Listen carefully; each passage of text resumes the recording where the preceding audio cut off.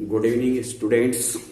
आज मैं फिर आपके सामने एक नया वीडियो लेकर के उपस्थित हूँ। पिछले वीडियो में मैंने आप लोगों को आर्टिकल्स से संबंधित कुछ इंस्ट्रक्शन दिया था और एक तरह से उसका इंट्रोडक्शन था, परिचय था। और इस वीडियो में मैं आपको ये बताने जा रहा हूँ कि ए और एन का प्रयोग कहाँ होता है, किस रूप में होता है और इसका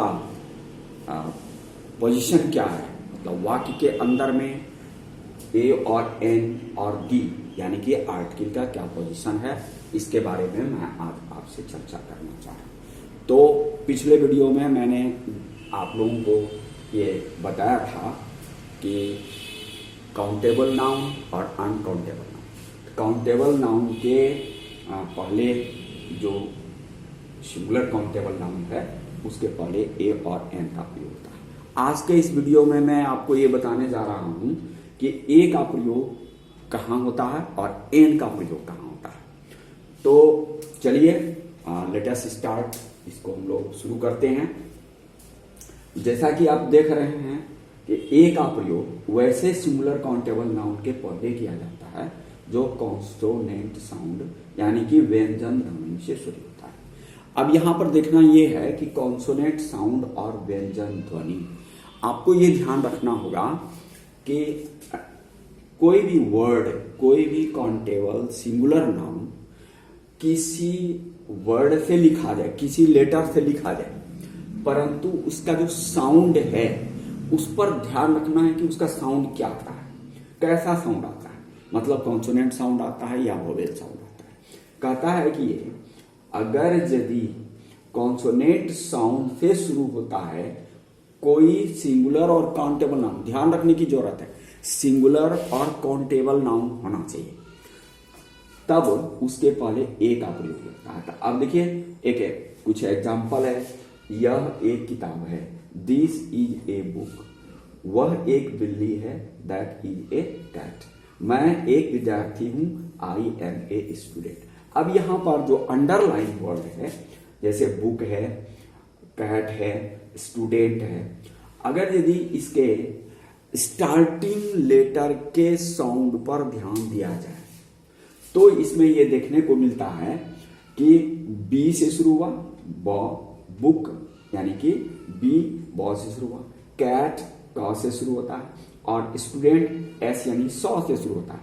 ये सभी ब का स, ये सब के सब क्या है, ये सब के सब कॉन्सोनेंट साउंड है, इसलिए इसके पहले क्या हुआ है, ए का प्रयोग हुआ है।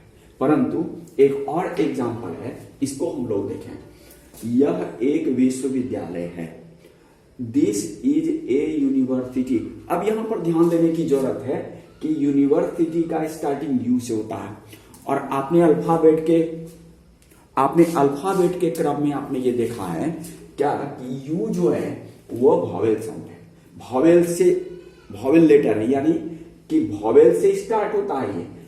परंतु ये ध्यान रखने की जरूरत है कि इसका साउंड क्या है। आप देखिएगा अगर इसके साउंड को पर नजर रखा जाती है, यूनिवर्सिटी यानी कि यू से शुरू होता है, या में दीर्घ उ यानी कि वायु कॉन्सोनेंट साउंड है, इसलिए इसके पहले हर हाल में ए लगेगा।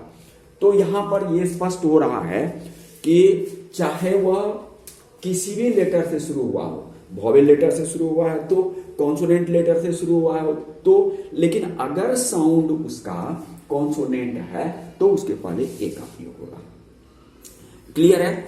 अब दूसरा एन का प्रयोग पर हम लोग चर्चा करते हैं। तो एन का प्रयोग कहां होता है, कैसे होता है, इस पर देखें। तो एन का जो प्रयोग होता है वैसे सिंगुलर काउंटेबल नाउन के पहले किया जाता है जो वॉवेल साउंड यानी स्वर ध्वनि से शुरू होता है। जैसे यह एक सेब है, दिस इज एन एप्पल। वह एक हाथी है, दैट इज एन एलिफेंट। तुम कलाकार हो, यू आर एन आर्टिस्ट। अब यहां पर एक बात का ध्यान रखना है, या तुम कलाकार हो, तुम एक कलाकार हो, ऐसा कुछ नहीं लिखा हुआ है।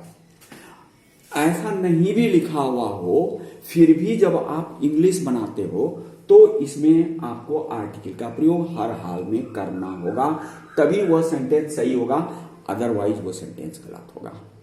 तो इस पर नजर रखना है हम लोगों को। हिंदी में एक शब्द का प्रयोग किया गया हो या नहीं किया गया हो, लेकिन हम लोगों को जब इसका अनुवाद करेंगे, जब इसका इंग्लिश बनाएंगे, तो इसमें आर्टिकल का प्रयोग करना ही पड़ेगा, तभी वाक्य शुद्ध हो सकेगा, अदरवाइज वाक्य शुद्ध नहीं होगा।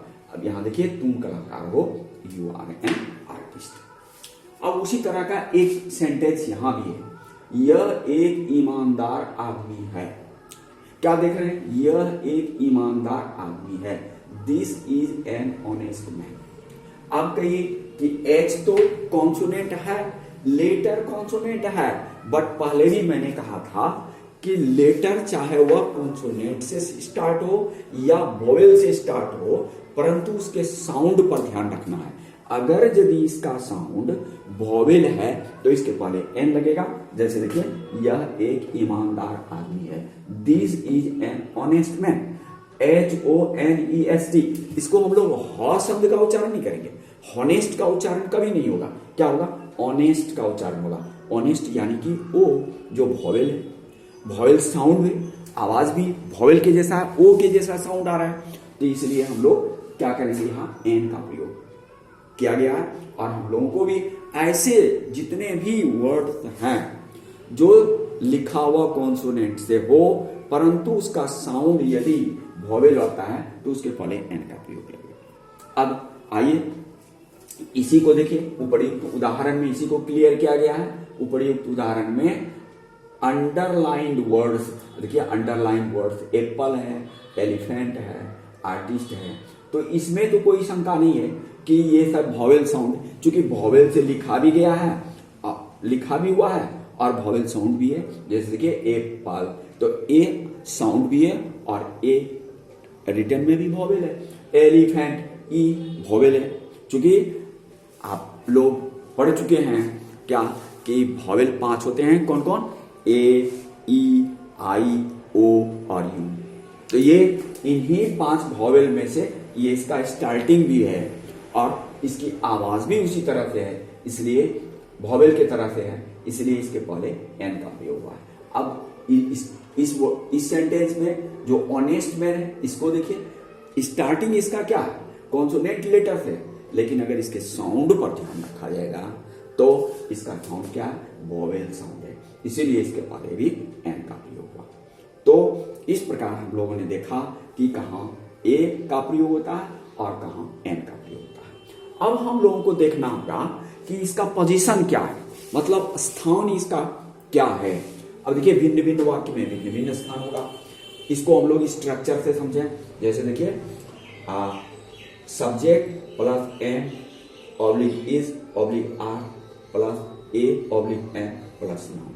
नाउन सिंपल नाउन, और कौन सा नाउन है, सिंगुलर काउंटेबल नाउन है। इसकी हम गिनती कर सकते हैं, 1 2 3 4 5, इसको हम गिन सकते हैं, तो इसलिए ये काउंटेबल नाउन हुआ। और सिंगुलर इसीलिए हुआ कि ये एक वचन में है। अगर बुक्स होता तो ए का प्रयोग नहीं होता, वहां गलत हो जाता। वो कैट्स होता तो ए का प्रयोग नहीं होता, स्टूडेंट्स होता तो ए का प्रयोग नहीं होता। क्यों, इसलिए वो प्लूरल नाउन हो गया।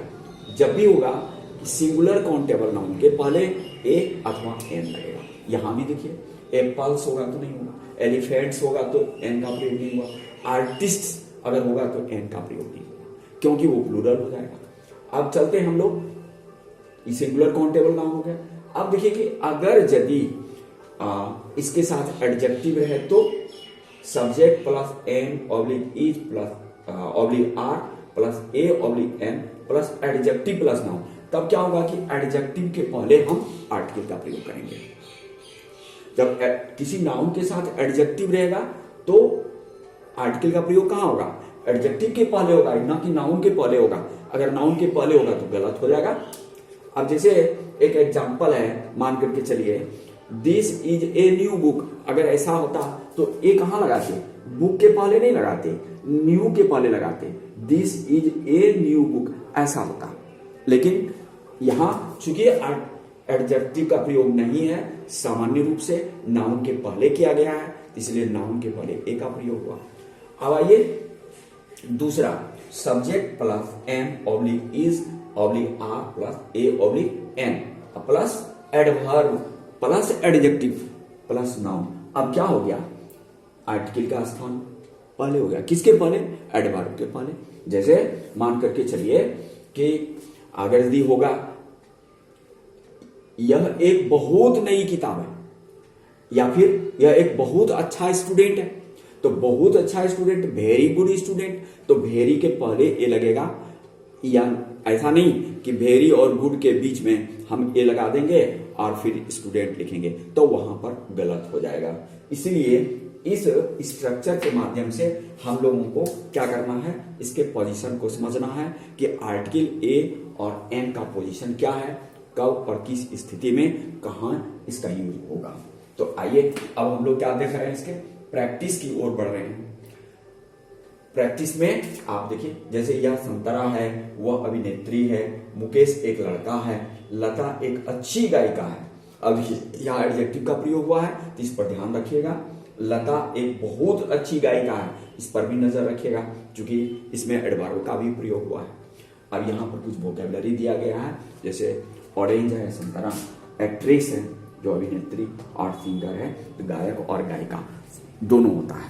तो इस प्रकार हम लोगों ने आज के इस वीडियो में क्या देखा, ए और एन का प्रयोग किस अवस्था में कैसे होता है, इसका पोजीशन क्या है, इसका स्थान क्या है, और मैं उम्मीद करता हूं कि आप इससे पूर्णतः अवगत हो गए होंगे और थोड़ा सा अभ्यास कर लीजिए। मैंने आपको थोड़ा सा अभ्यास के लिए दिया है, आप चाहें तो किसी भी ट्रांसलेशन की पुस्तक को उल्टा लें, उसमें भी आर्टिकल का प्रयोग होगा, आप चाहें तो उससे भी अभ्यास कर सकते हैं।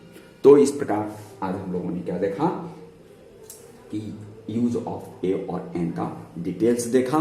फिर हम लोग बात करेंगे आपको अगले वीडियो में। मुझे उम्मीद है कि आप सीख रहे होंगे और अच्छी तरह से आपको समझ में आ रहा होगा। इसके बावजूद भी अगर कोई परेशानी है तो मैं डिस्क्रिप्शन में अपना 2 व्हाट्सएप नंबर दे दूंगा, आप चाहें तो व्हाट्सएप के माध्यम से आप क्वेश्चन पूछ सकते हैं या फोन के माध्यम से आप पूछ सकते हैं, और फिर मैं आपकी समस्या का समाधान करने के लिए हर समय तैयार रहूंगा। इस प्रकार आज का ये वीडियो यहीं पर समाप्त करने की इजाजत दीजिए। धन्यवाद। वीडियो में समाप्त करता हूँ। धन्यवाद, नमस्कार।